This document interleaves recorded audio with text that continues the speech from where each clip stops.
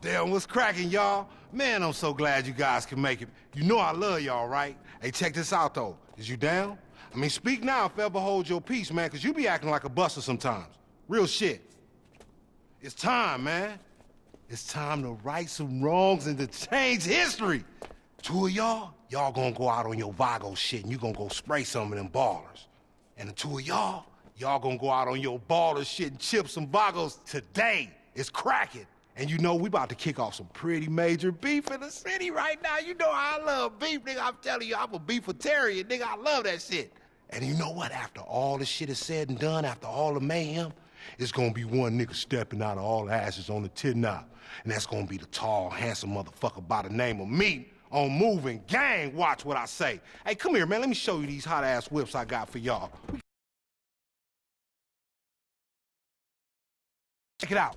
You two, y'all gonna get on your baller's tip and go find some Vagos and smoke their ass in this Chino right here. Yeah, boy, look at that fly-ass motherfucker. That's all engine. You can smoke some fools and get on. You feel me? Handle your business. And you two, I want you on your Vagos tip, right?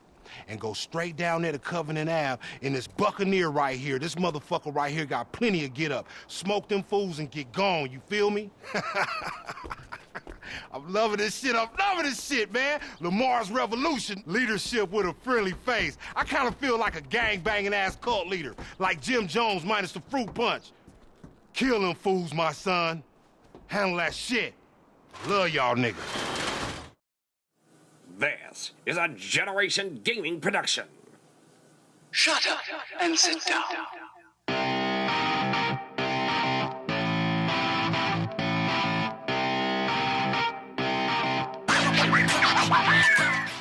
Generation Gaming is the video game news outlet made for the gamers, by the gamers. Join the revolution to put the gamers' voice first. Now, from Generation Studios, this is the Generation Gaming Podcast. Here is your host, the voice of Generation Gaming, Jay Lewis, with special guest, the creator of the Facebook video game group, The Gaming Life, Josh Hertzberg.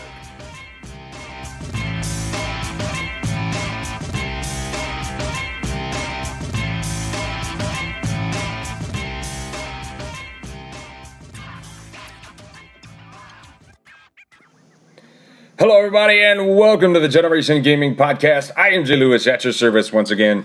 Thank you so much for tuning in today. This is the first time in a very long time for Generation Gaming. We're going back a little old school with the Generation Gaming Podcast, back to audio form, where I started doing, the first time I did a podcast was audio form. Then we did video form, then I went to Twitch, and then we realized Twitch was not a good idea, and Twitch should just be left to streaming and streaming alone.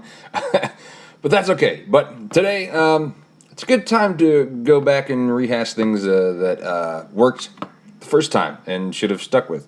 Today I'm joined for the very first time on here. We had him on Twitch a few days ago.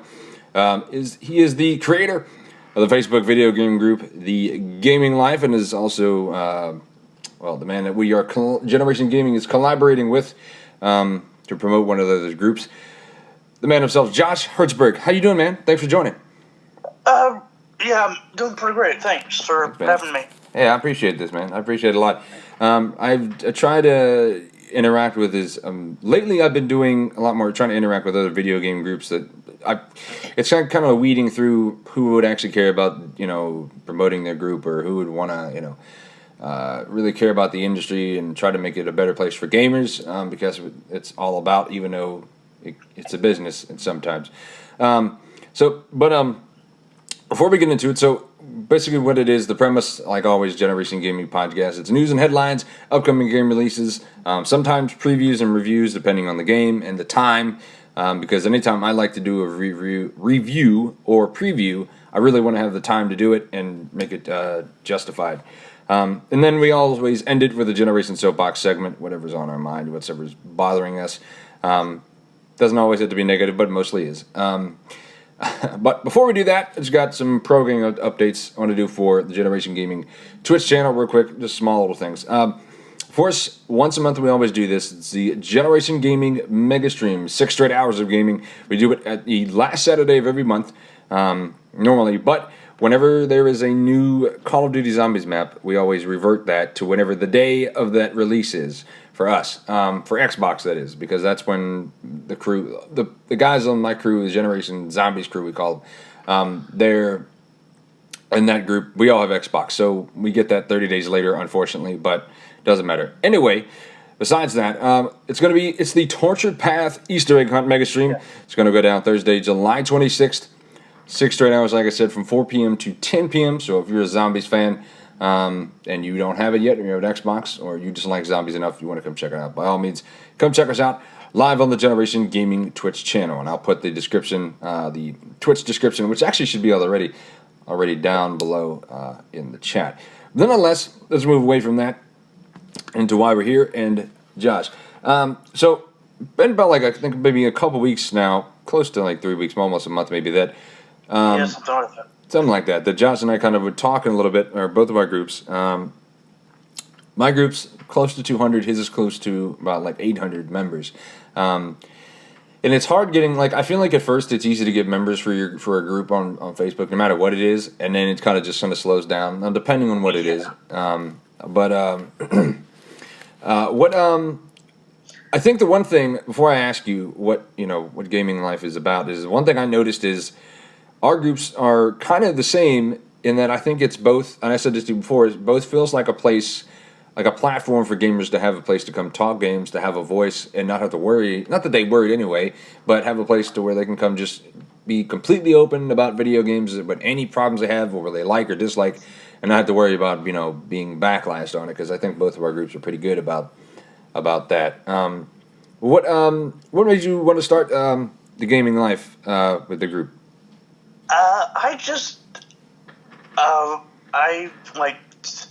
I didn't really discover groups on Facebook until 4 years ago or something, and right. then, so I was having fun with other game groups or Xbox groups, and okay. I thought of starting my own. So I talked to one of my friends, Stephanie Kimpton. Mm-hmm. She's also the second admin. I was wondering because I've lately I've been on Facebook and she's been having issues with her PlayStation downloads, and I posted on there and I saw the little the shield, and I forgot that's what that shield is, the admin. I was like, oh, it's just admin, but there's okay. 5 of us. Okay. There had been 8, but people drop. Right. Oh, that's cool. So yeah, we just started it three and a half years ago, I think, and but yeah, like you were saying, at first it gains a lot, then slows down. Right. I can remember 3 or 2 years ago have real good conversations, and I miss those. Yeah. No, I know what you mean. It's kind of like that. It's kind of like that now. It's picking up a little bit, but I think it depends. Sometimes it depends on the time of the year. Sometimes it depends on what maybe somebody's looking for, maybe in a group, if they're looking for a group, if you will. I mean, the one thing about our groups is they're not particular to one game. So, like a Fallout or a Call of Duty that's going to get 1 million people in the group because obviously the name itself right there sells itself. I mean, we're something new that people aren't maybe not familiar with. So it's a little harder. For me, though, there's about 5 of us, 5 or 6 of us. There's 6 of us, 6 main people in the group that are admins, and about 2 of us, but me and one other, Blue Psychosis' name, post more than anybody else, usually. But I try to get more people involved, but I'm not going to, obviously, there's no point in pressuring people, you got to post it, that's stupid. That's not going to get anywhere. Yeah, I mean, I always say to people as much as I can, if you think it's a fun game-related thing, post it, and, right. Let's see, what else would I had just thought of something. Oh God, it always sucks when your train of thought derails. Yeah, no, I know what you mean. I totally understand that. Well, think about it for a second. I was actually going to ask you something myself. That's the other thing too, is I try to get people involved to post stuff about whatever they're playing, even if it's something you think, well, nobody's going to like this. Who cares? Just post it. If you want to talk about it, that's fine. That's one thing that I think that I don't know about the game. I've seen, what people post or you post on your group, and I've tried to get into it. I mean, there is some differences. Your group, the Gaming Life, is also into like gaming art, game music. Really don't really do that much in our group. It's probably happened maybe once or twice, but like it's normally just like somebody posts like a news article or somebody posts something newsworthy. And what I try to do personally for my group, especially because we also have a page, a Generation Gaming page, anything that's on the page, I forbid to post from another news source. I always go directly from the company or the publisher. So if Rockstar's got a new update coming out, it's coming from Rockstar's Facebook page, or it's come from or if Bethesda's got something coming new out, it's coming from Bethesda. I forbid to like post up. Now the group's a little bit more lenient. Like I used to care about that, but I thought that's silly. Just let people do whatever they want, and that seems to be a good idea. But the page, I try to make that more professional, and everything is by by where the source came from. I just feel like that's works a little better. But for you, I mean, is that how long has the group been in? I guess around. That's the best. I'm trying to think of the correct word. I think 3.5 years. Okay, cool. And I just remembered what I was going to say was, I post stuff that I sometimes don't even care about, and I think some of the other people might. Like, also, for instance, last month during E3, Facebook has a new watch party feature, so I tried that a bit during press conferences. A few people came in. I would have liked a few more, but I remember someone asked me so what do you have for PS4 or something like that during when we were watching the Sony press conference, and I don't have a PS4. I would if I had room, but I mean, I watch all the press conferences at B3 regardless of what I have. Same here. Yep. I do the same thing because you're going to alienate people if you do that, especially with our two groups the way they are. If we were to just be like strictly Xbox, nobody, I mean, well, not nobody, but we would be very limited, and people would be, because we, as gamers, as I've known you for the time that I have, it hasn't been obviously a long time, but I can tell you're a hardcore gamer, and I'm the same way. And if there's two more opposites which are very similar, it's Xbox gamers and there's PlayStation gamers. They will go to town. I mean, you have debates for days on which one is better and which one isn't. Like, but I don't try to alienate. Like, I stream on my Xbox, and the reason I have it is because I've had my Xbox probably. Oh God, they did. I got my Xbox probably. This one's probably almost 2 years old, close to it. I got it when they had the Gears of War collection. When you got Gears of War, the collection with the console. And they gave you all the titles of Gears of War like in increments. They didn't really give it to you at one time. But and I had a PS4, but it was sitting there collecting dust. And I also realized all of my friends are on Xbox. So I'm like, well, and I like the PlayStation exclusives, don't get me wrong. But it just made more sense for me to do an Xbox. The be-all, end-all would be for me to have a PC streaming-wise. That would be great. But I'll get there down the line. You can't rush what you don't got, and you got to work with what you have. But yeah, see that's a good thing. I just recently, I wish I had known about that, but that's a good idea. The watch party thing, I didn't even think about that at all. That's a great idea. Something we could maybe do that together down the line. Actually, that's a really good idea. I actually saw that before we were going to start the podcast. I'm about to say stream. And so I guess it's basically what you just said. It is like you're just on the phone or whatever your device is, and watching, whatever you're watching or talking to. That's a good idea. I kind of like that.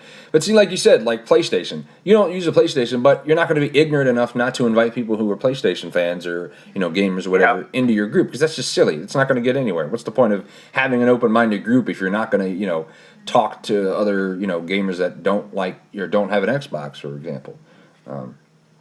Anyway.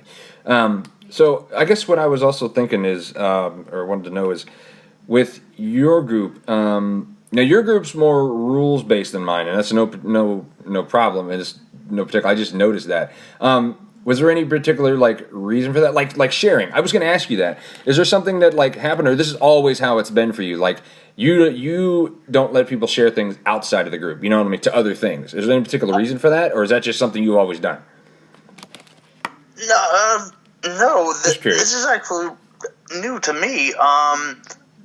Or maybe I'm just missing something. That's very possible too. Yeah, maybe. There have been a few times where people have said, "Why can't I share this?" And Right. it's like, I'm not sure. I mean, It's in the settings. You click on the actual video or picture, and you can share it from where I got it from. Okay. Yeah, because that's what I realized, like, when I had done that myself, like, it wouldn't let me show something. I thought that was odd. I was like, it's kind of odd. And then I clicked on the picture. Now, I could be like, missing it, but I know that there are group default settings. Like, when you start a group for the first time, you have to turn things off and on. That will literally just stay there unless you turn them off. That could be that, but... Yeah, okay, well, I can there's start stuff to explore this now, actually, while we're talking. Right. The only reason I say that is because, like, if like, promoting-wise, like, I want to promote your group, it would be hard. It's like I wanted to share stuff and I couldn't. So what I would do was I would try to the link. It's hard to get links for groups when you're using a phone or an iPad. Like the computer's one thing, but anyway. So what are the most the things you posting? What are you posting now usually on your group? Is it usually just stuff that's kind of what you're playing, or is nothing? It's just kind of what sparks your mind interest, I guess, or just what you think might interest people. Picture videos or news I find interesting. Right. I'm just starting to explore this issue right now, but before that, I was thinking of a piece of art that I posted a few days ago to the Sea of Thieves community Facebook, but I forgot. Right. I think I forgot to post it to the Gaming Life, so I was digging that up again. Right. Okay. And should have that up soon. Oh, okay, that's cool. Let me see. Okay, so if I click on... Okay, here we go. Like, I'm on your group right now. Something that Stephanie had posted. Like, I click on hopped into PS4 family. Like, if I click on... See, it's not even letting me click on the picture. That's strange. It just has like and comment. And it doesn't let me... Yeah, it's definitely in your settings, because I had the same issue when I first started my group a while back. And actually, our groups are probably actually on it, ironically, close to each other as far as when they first started. Because for me, it was just a group at first. And then I realized I was more interested in gaming than I realized I was. And so I wanted to do more. And I'm like, why not do a podcast? And me and Blue Psychosis did it. And I think I got too ambitious at first, so I stopped. And then I kind of backtracked. But now I want to do at least a podcast once a month or twice a month. That's what we originally did. We originally did this podcast, once a month.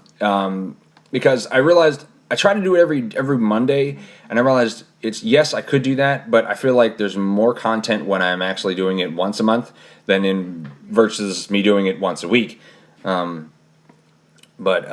Anyway, but we also did video podcasts too. Those were really fun. I had my buddy Ono Sauce, who's Generation Gaming's video producer. He's done all our video stuff.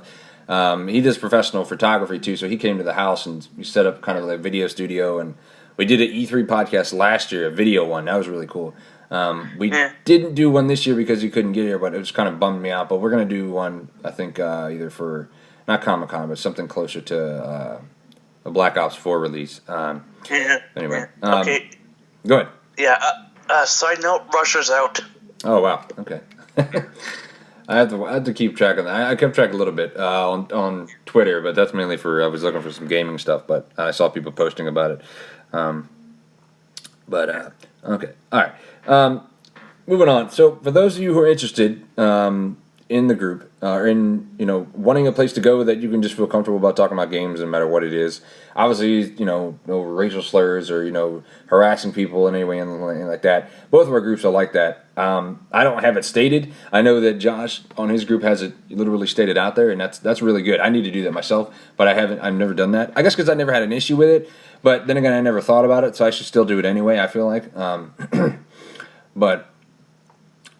That's something I think if you want a place like that, you want to come. Generation Gaming, though, we get into like a lot of debates about stuff, and like some of the stuff we talk about, like especially people I know really well, like we'll get like pretty heated stuff. Not like anybody getting their feelings or anything like that, but really get into it, and it's kind of funny sometimes to see the stuff we're talking about. Like recently, Blue Psychosis posted about having the new PS5 might be coming out in like a year or two, which is crazy to think about. I feel like in this day and age of video games, I feel like consoles are coming and going so fast, which is ridiculous. As soon as I'm getting used to one console, another one's about to get announced. I'm like, but I just got used to playing this one. Like, why do I need another one all of a sudden? Like, it seems a bit ridiculous.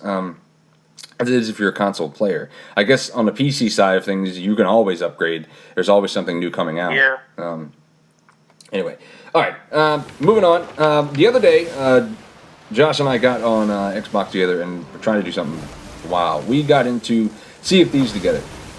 This is a game for me. This is going to be, I guess, what we're about to talk about is kind of a review and I guess our own separate thoughts, because I know we kind of differ on stuff here, and that's good. That's a good thing.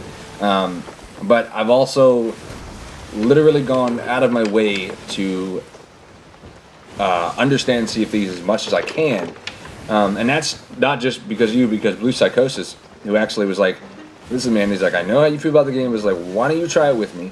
He was doing it on the Game Pass too. He doesn't have it anymore. He's gonna probably get it again. He's like, try it with me. Really put like some hours into it and see if you actually will change your mind into it. I was like, all right, man. I was like, I guess I can do that. I was like, I don't want to be totally like just go off on this game, even though it's had some glaring things for me that I really felt like irritated me for something that's $60. So first off, I guess what I would name is the good, the bad, and the ugly, if I will. Hold on, I have this thing written down here somewhere. I don't even if I can't find it. I still know it like the back of my hand.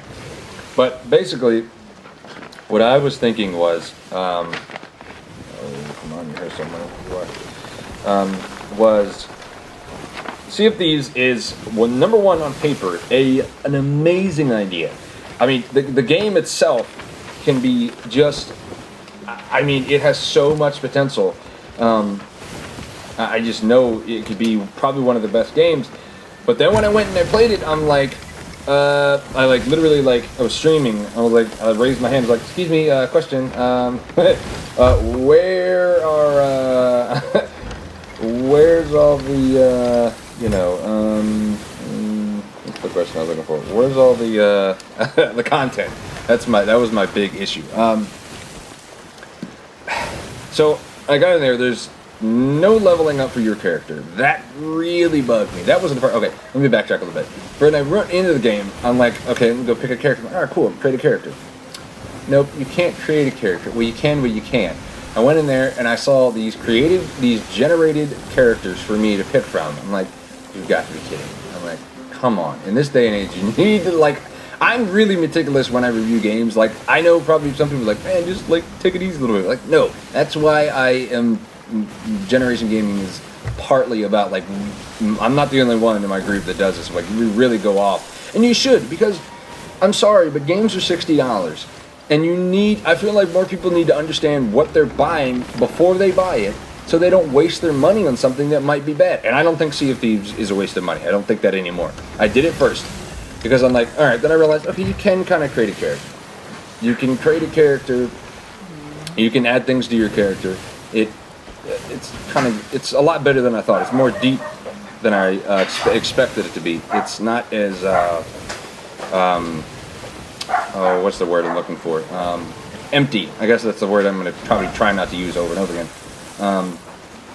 Before I go in depth in it, I will try to like break it down a little bit by section. How did you? What were your first impressions of Sea of Thieves when you first played it? Before I guess you got your hands on. Sorry, John. That's fine. Well, I'd actually been in the alpha for since probably this time last year. And I just think it's a fantastic social game. Even though not everyone's friendly. Right. Yeah, that's true. So,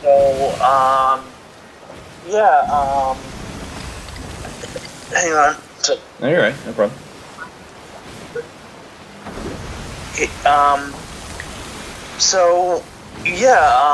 great time with friends. I've made a lot of friends from random people. I can remember, back in the alpha,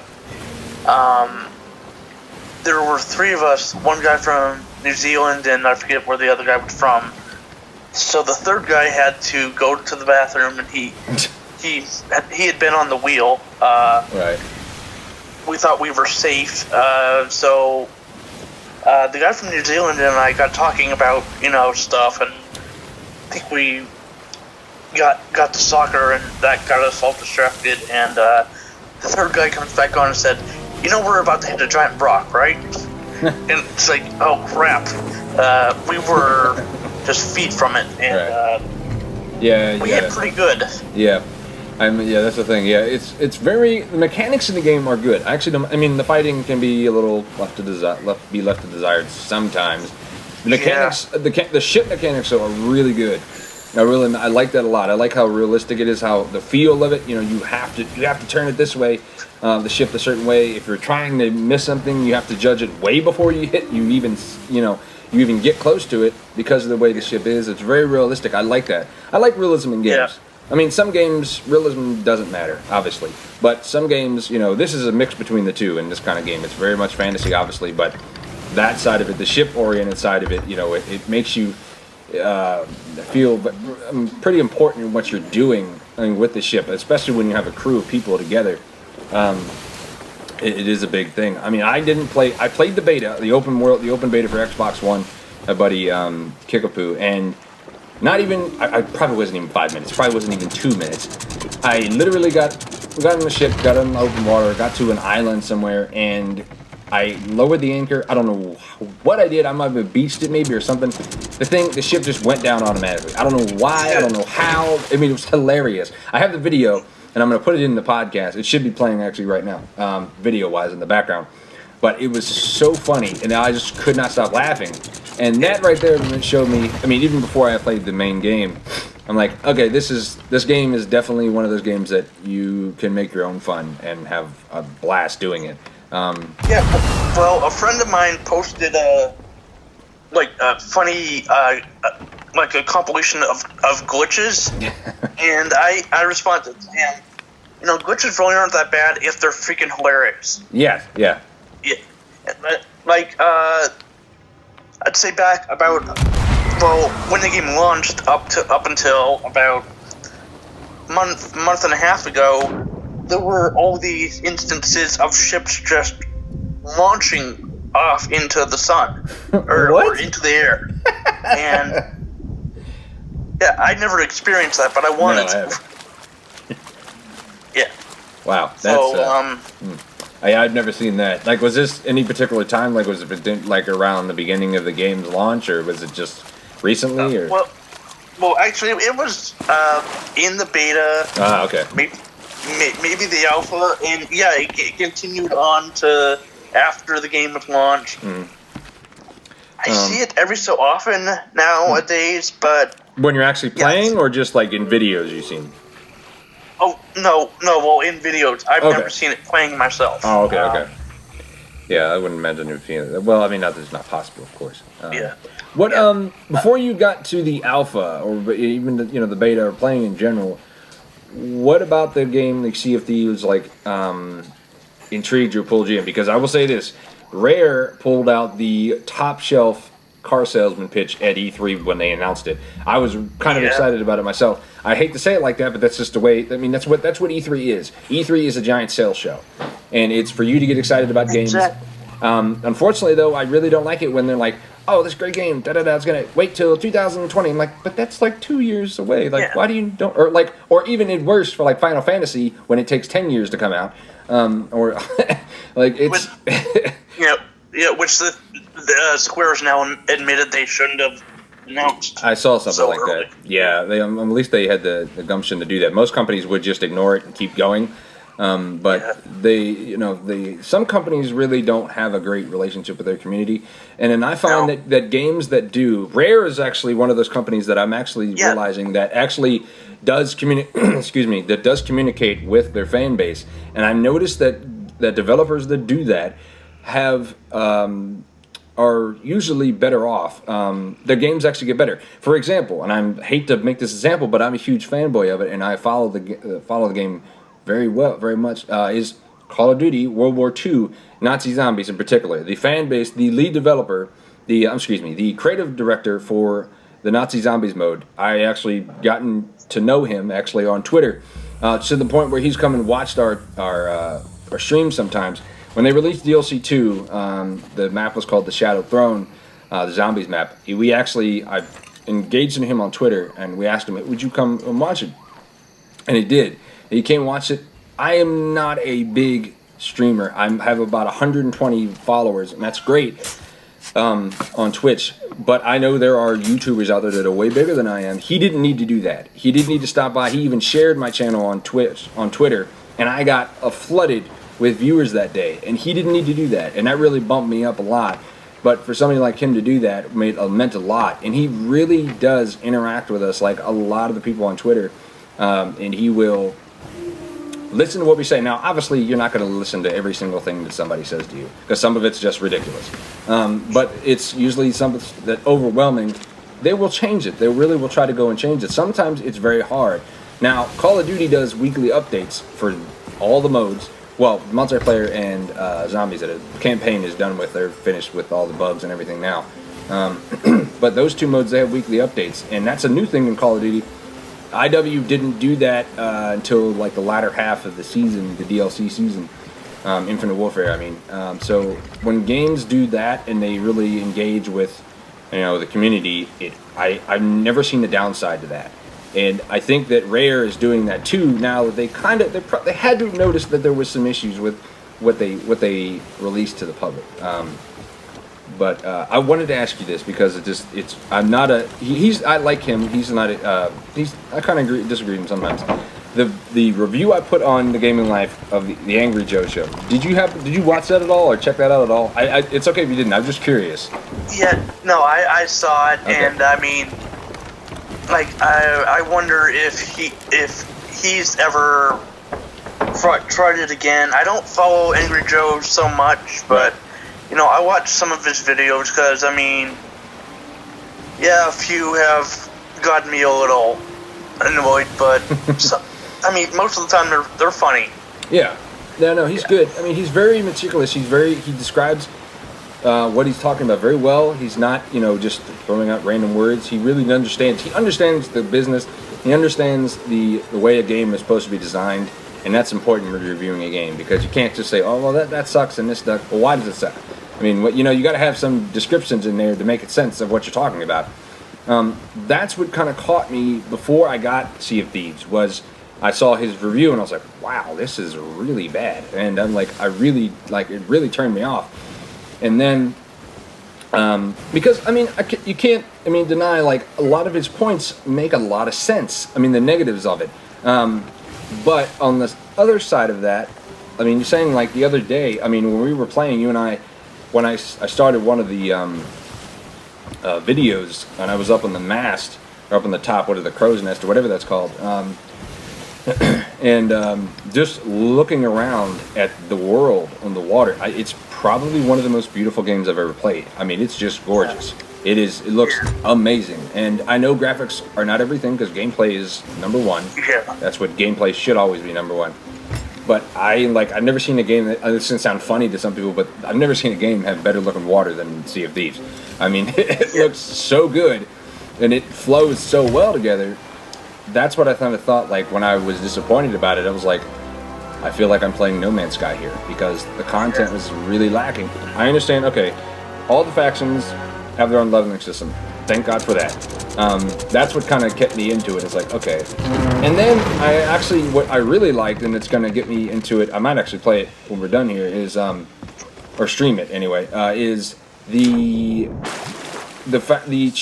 missions, or I'm sorry, the voyages you do, they change. Like, when I started the Gold Hoarders in the beginning, I started, or it kind of just gave you, okay, here's a map, here's an X on it. Go find the map on the big table map in your boat, and then go see where you can find where the X is. Okay, that's not that bad. But now they're getting to the point where you got to look at the map. It tells you where to go, but then it says under this this light or this candle or bell or whatever, take 5 steps. That kind of confused me at first. I was like, what? I was like, it could be a small island, it can be kind of big when it says a description like that. But then you kind of showed me it's not that bad. When we were playing, I remember we got invited by one of those riddle quests, but I still enjoy the riddles more than the X marks the spot because they make you think more. I like that too. You're exactly right. I really appreciate that. That for me hits home because I'm gonna go back to it. Like with Call of Duty Zombies and the Easter eggs, you got to think. You have to be attentive and stuff like that. I like that kind of stuff. I do. I really enjoy that. I mean, now I know you're big into Sea of Thieves, and I can tell you like it a lot. I mean, what about it? I mean, because there's always something about even your favorite game, even like a hard fanboy. I have problems with Zombies sometimes. Some of the issues with it. What about it that you don't like and you wish maybe they need to change, or just in general you don't like? Well, I wouldn't like even though the ocean is pretty, I'd like it to be a little more active. Mm-hmm. And yeah. I mean, now that there's a bunch of Megalodons out there, it's getting better. I actually saw 2 Megalodons within like 20 minutes a couple nights ago. Okay, that's pretty good. I still haven't seen that yet, but then I haven't played it enough, so I'm not going to judge that. Yeah, it's they're really quite majestic if you choose to leave them alone, and they choose to leave you alone. I was going to say, you said they're random, that when they mess with you or not, so I wonder if there's something to that, like if there's something if it's just completely random or something you can do to actually get them to engage, or they just have, some have like a killer instinct automatically, or some have to be antagonized, you know what I mean? Like, I don't know. Yeah, that's interesting. There was one guy on the crew a couple nights ago that started shooting at it, and then I'm like, dude, what the hell are you doing? Mm-hmm. But, I mean, yeah, I would love to see, like, whales or more fish, because it seems like the majority of the fish are around the islands or the outposts. And so, I mean, people have been wanting fishing. Rare has hinted at that more. Right. The other thing, a couple nights ago we talked about people found a data mine. Mm-hmm. Like back before the game came out, and a harpoon was mentioned in the data mine. So some people think that might mean whaling, which personally I would not participate in. Yeah, that'd be kind of hard. Yeah, I'm not big on that either. Yeah, I'm kind of a Greenpeace guy, but yeah. Or I appreciate what they do anyway. But. Yeah. Yeah, no, that'd be interesting. That was the other thing. I'm glad you mentioned the harpoon thing. Is I kind of wish there was more weapons. I know there's only 4 weapons in the entire game, and I kind of it bugged me at first. It doesn't have much now. I mean, it makes sense for the time period if you want to be that realistic. If there's a time period, but obviously it's based around 1600s pirate, that kind of lore. I mean, but different scenarios, make you kind of use different weapons. Like, for instance, that sniper rifle, I never used that thing at all. I did in the beginning a little bit, but then now recently they added those barrel skeletons. That thing is perfect for them because you don't want to be close to them. So you got to change sometimes, and I can understand that. Actually, the one thing I haven't done that I want to do is I have yet to get on the skeleton for it. I've been to them, but like I realized somebody had already just been there, another player. I mean, one thing I haven't done. What are those like? What do those entail?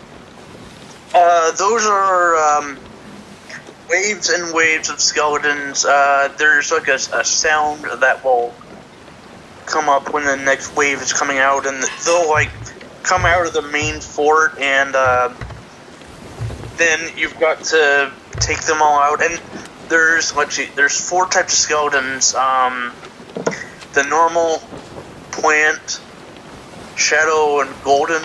And the plant, shadow, and golden all have different ways of weakening them. Right. Well, actually, okay, plant. Okay, I'm not sure if there's a way to weaken it, but if it gets near water, it gets really strong. Right.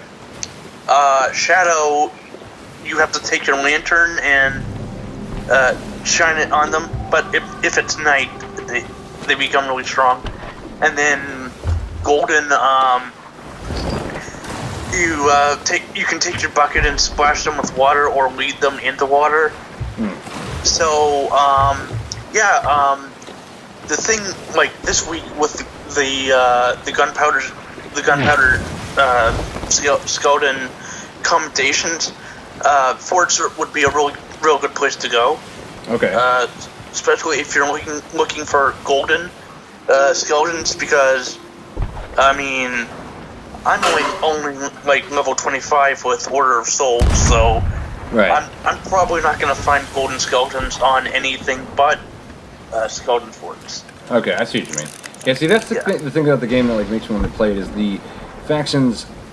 And I think that Joe, when his Angry Joe review left this out, is yes, okay, it's somewhat the same thing when you're leveling up, you know, those factions, but they do change. It's not the same kind of voyage every single time when you go out. It does change when you get to a certain level, and I like that. I'm glad that would actually make me want to continue to play it. Now, if it was the same thing over and over and over again, okay, I'm like, all right, dude, you got to change the monotony up here somewhere. Otherwise, it's and then actually there's another after you reach Pirate Legend. It's called Athena's or Athena's Quest, I think. So what that is you get an Athena's Quest, and it's basically a combination of all the other or the 3 other companies. Right. You could get like 2 Gold Hoarder, 1 Order of Souls, and 1 Merchant Alliance. Okay. And then the whole time you're doing all of those quests, you have a chance to dig up a I think it's just called an Athena quest or an Athena chest. Okay. It's like a massive amount of money. And I mean, you're getting a good amount of money from all those quests anyway. Oh, all right. So, interesting. Okay. like, I started to do that last night with a bunch of people, but I got tired of it, and yeah, last night is really like the first time I can remember running into someone I really didn't like, because he was just like so drunk, and I mean, everyone else was fine, but he was Right. just. Oh, you mean like actually like drunk, like in the headset? You mean, or not actually like the character? Yeah. Okay. Yeah, he was. Yeah, he was drunk in real life. Right. Okay. I can understand that. Yeah. Yeah, I haven't But, had I haven't actually talked to anybody like in the headset at all. I've had people talk me through emotes. I guess that's what they're called, but I haven't actually like had to deal with anybody. Now, the majority of people that I run into though will try to just attack me off break, and I use the GTA logic. I'm not going to shoot you unless you shoot me or start to shoot. Yes, give people the benefit exactly. of the doubt. And like I've seen it more and more in the past week on the Sea of Thieves community Facebook, where people they will now have a tradition of when they're logging off, if they can find someone, they will let the other person have their supplies or whatever. Right. Huh. Interesting. Yeah. That's nice. Yeah. All right. So what we're gonna do since time constraints, we're gonna skip because I realized actually the games I'm about to talk about, I already did it in the last podcast. So I want to overdo it and overcomplicate it or overdub it. What we're gonna do is we're gonna go right to the Generation Soapbox segment. But before we do that, I'm gonna finish up on Sea of Thieves. So, do you think that these new DLCs that are going to post, the first one comes out in July, if I'm not mistaken, and the second one is in September, I think, right? Yeah, well, those are the 2 big ones, but there'll be weekly events in between Right, that's right. them. Okay. Yeah, like the next one, it's Cursed Oceans or something. Okay. Yeah, so it people are thinking it's going to be like diving underwater for caves and that sort of thing, and yeah, it'll have some sort of tie-in with the Cursed Sails, the bigger one, because I remember hearing in a developer video, like during the actual Cursed Sails mission, some of the skeleton crews are going to literally pop out of the water. Oh wow. So. Yeah, that's kind of interesting. That's the other thing I kind of like is having AI ships on the water is going to make things much more entertaining and much more fun to play the game, because there's times where as nice as it is, just driving along or sailing along rather, it's fine. You got to have something between the monotony, and that does make it harder for you to actually deliver the shipment you have, whatever to the port wherever you're going. I think, though, the DLCs are going to make the game better. Now, if I had one thing I would like them to do, and I know they're not going to do it because the game's already come out, and it would cause a storm, just a shitstorm of an argument, is I kind of wish that your player had more content, as in leveling up, like a leveling up system for your specific character. Now, I guess, is it a big deal? Maybe not, but I think it matters in these type of games, especially nowadays. It's almost expected, but at the same time, I know it's not the end of the world. The game is going to do fine. It's a big community. There's a lot of people that love it just for what it is, and I'd like to think I'm one of those people now, because I was turned off by it, but not anymore. I really do appreciate what the game's doing, no matter the issues that it might have. But I think you're right. We're talking about Angry Joe. He probably hasn't played it since then. Since then, but anyway, I think it's going to be something to look forward to here down the line. Like another guy I watch on YouTube, Clean Prince Gaming. I think is the YouTube. Mm-hmm. He does like these essay videos that are really good, and he's done three. I think three Sea of Thieves videos, and the last one he just it was titled like the death of Sea of Thieves or something. And I saw that. Yeah, I saw something like that. I didn't watch it though, but I know what you're talking about. Yeah. Okay. So, but there's also been times where he's done videos that are like, okay, I was wrong about this game, or it's coming back, and right. So he just recently did one about No Man's Sky. Mm-hmm. So I'm wondering if in the future he'll do one about Sea of Thieves. Yeah, maybe. It's kind of interesting to see. Hopefully. Yeah, so I need to check that out. Yeah, just quickly about the DLCs. The other thing that's going to be interesting in the Cursed Tales is the scouting crews. For the first week, they'll only be able to use this, but then everyone will after the mission actually ends. There's going to be cursed cannonballs, which will make things really interesting. The way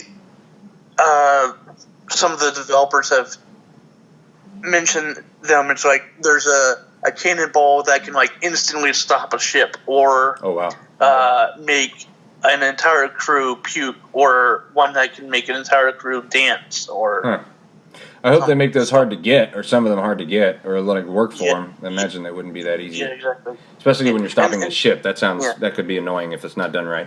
And then in September, volcanic islands are coming, so that'll be fun. That sounds interesting. Yeah, there's a whole new section. That's true.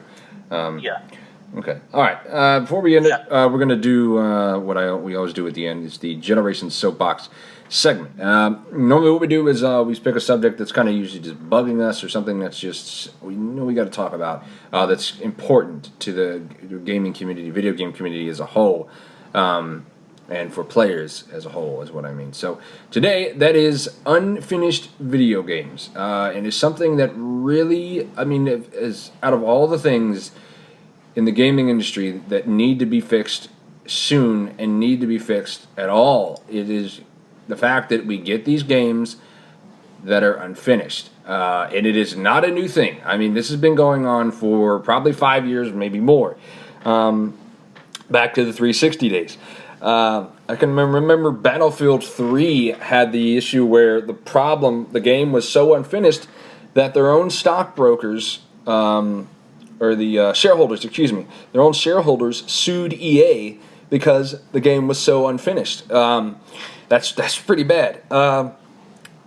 It's unacceptable, and it is just the reason it happens most of the time is because these companies give these deadlines that are ridiculous, that don't make any sense to what the game they're trying to make. And, I guess the question is, why are they being released unfinished? Well, in my opinion, and maybe you have a different view on this, Josh, is I think that these companies are doing this. EA is specific. EA is one of those companies that I do play some of their games, but as a whole, they annoy me as a company because they're a big corporate juggernaut machine. Activision is another one, even though I play Call of Duty, that they just Call of Duty actually doesn't actually have that many issues. Battlefield always seems to have issues when it comes out, and I actually like Battlefield nowadays. I wasn't a few years ago. I wasn't a big fan of it, but to the point where it's just like they're thinking about the profit and the dollars on launch day and not worried about, okay, is it close to done? Yes. Can we put an update out in the first week? Yeah, cool, fine. Just piss off the fans. They'll get over it. That's kind of how I feel about it. I mean, what are your thoughts on unfinished games? Well, starting off with Sea of Thieves again. Oh yeah. I remember. See if I can remember this. Sort of like someone dug up something like about the development, and I guess it took Rare like 2 years to get it even greenlit, or then there were they had to scrap a few things, right? And then Activision. I had Activision more than EA because I'm a Destiny guy, and right. I mean, yeah, Bungie deserves some of the blame, but I think people give Bungie a little more of the blame than they should. It's Activision that wants the money. Yeah. No, Activision is a big. they're $1 billion company. And same thing with there's not many video game companies that are like that. I mean, yes, Activision is one. Activision lately I agree with you, has really started to make me mad, especially with Black Ops 4.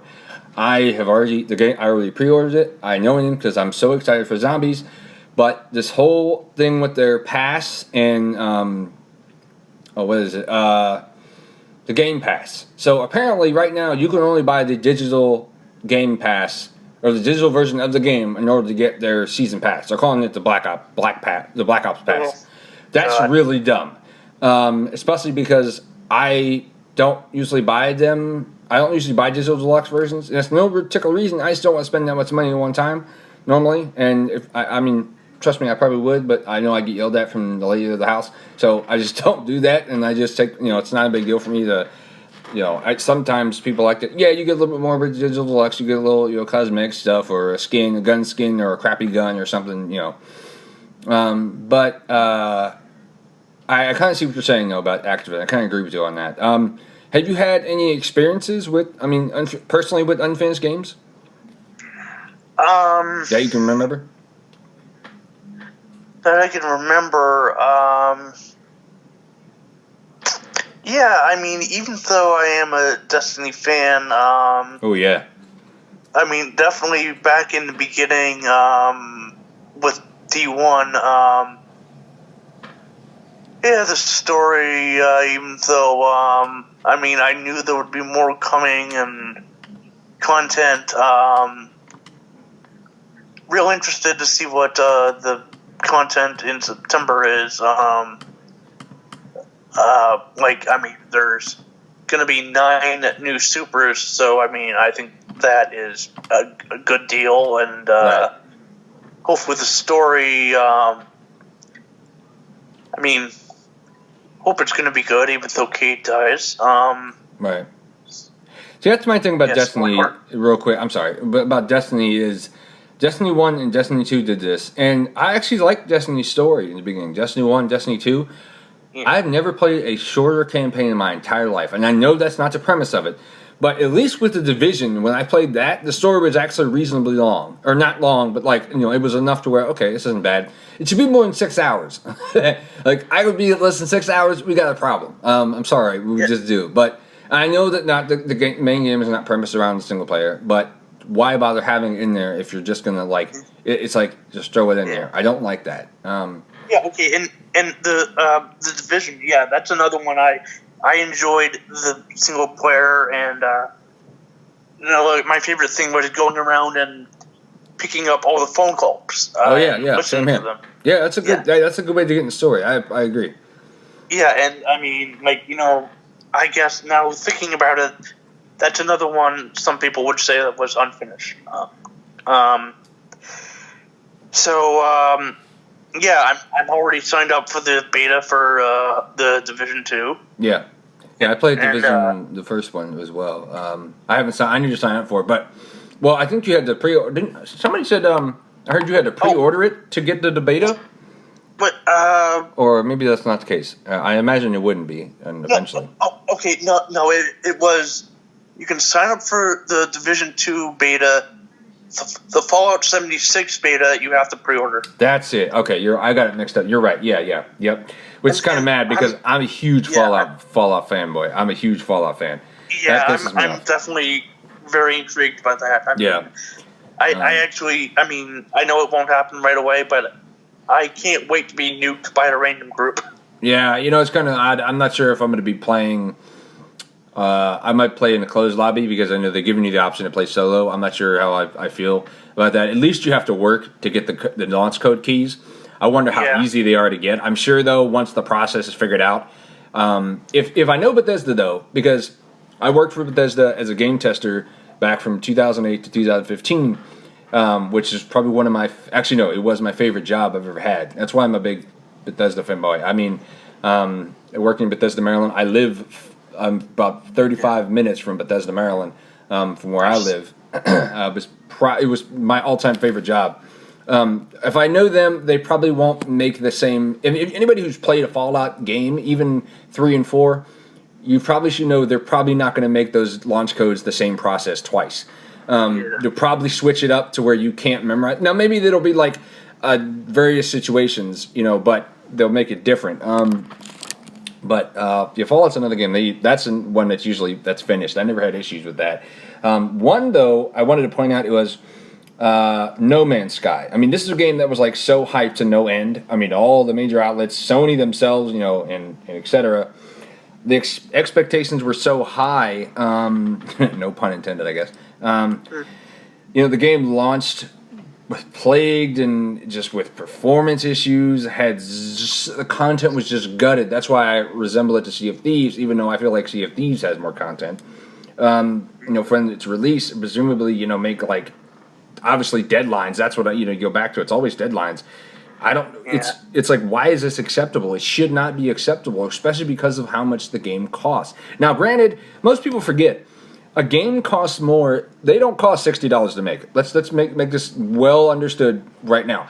A game costs a AAA game normally runs about $100 million or more. That sounds crazy, but that's pretty normal. A Call of Duty takes that much. Is probably about that much and more.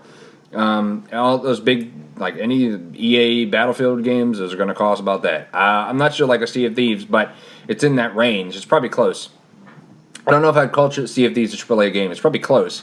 But those are part of it. Part of it has to do with some unfinished games get delivered the way they are because of budgets, especially maybe a smaller company.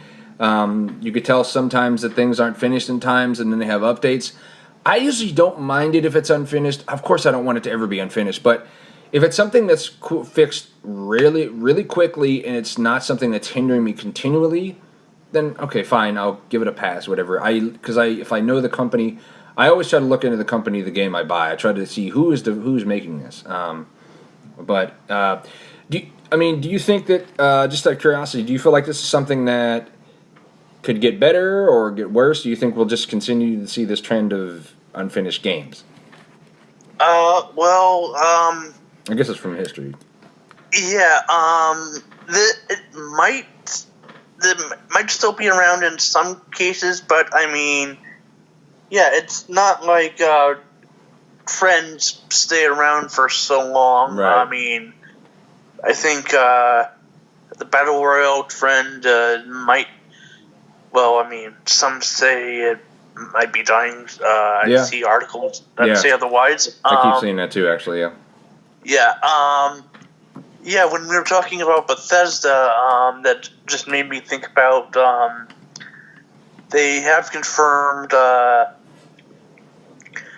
Elder Scrolls 6, Starbound, and Fallout 5 will be single player.